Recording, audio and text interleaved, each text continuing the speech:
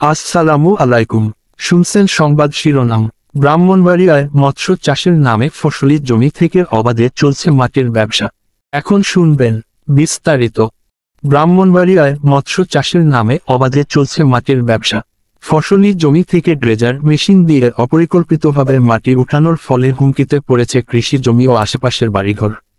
স্থানীয়রা জানান, প্রভাবশালী একটি চক্র বিদেশ থেকে তাদের ব্যবসা নিয়ন্ত্রণ করছে।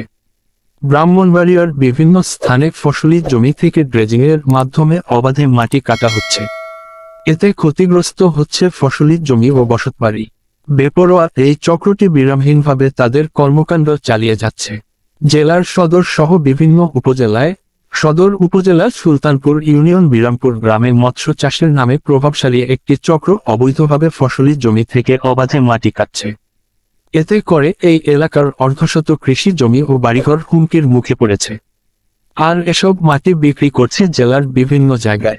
এলাকাবাসী জানান, একদিকে মাটি কেটে গর্ত করায় ফসলি জমি নষ্ট হচ্ছে, অপরদিকে ড্রেজিংয়ের পাইপ জমির উপর দিয়ে নেয়ার আশপাশের জমিগুলো ক্ষতিগ্রস্ত হচ্ছে। বিরামপুর গ্রামের একটি চক্র বিদেশের বসে এসব নিয়ন্ত্রণ করছে। স্থানীয়রা বিভিন্ন সময় অভিযোগ দিলেও কাজে আসেনি। সুযোগ পেলেই তারা আবার এসব কাজে লিপ্ত হয়। ক্ষতিগ্রস্ত রহমত আলী জানান, মৎস্য চাষের নামে লিজ নিয়ে উক্ত জমিতে অবৈধভাবে মাটির ব্যবসা শুরু করেছে। তার এই কর্মকাণ্ডে এলাকাবাসী অতিষ্ঠ। সাধারণ মানুষ বাধা দিলে তারা বিভিন্নভাবে হুমকি ধমকি দেয়। অবৈধভাবে জমি থেকে মাটি কাটা বন্ধ করতে স্থানীয়রা প্রশাসনের হস্তক্ষেপ কামনা করছেন।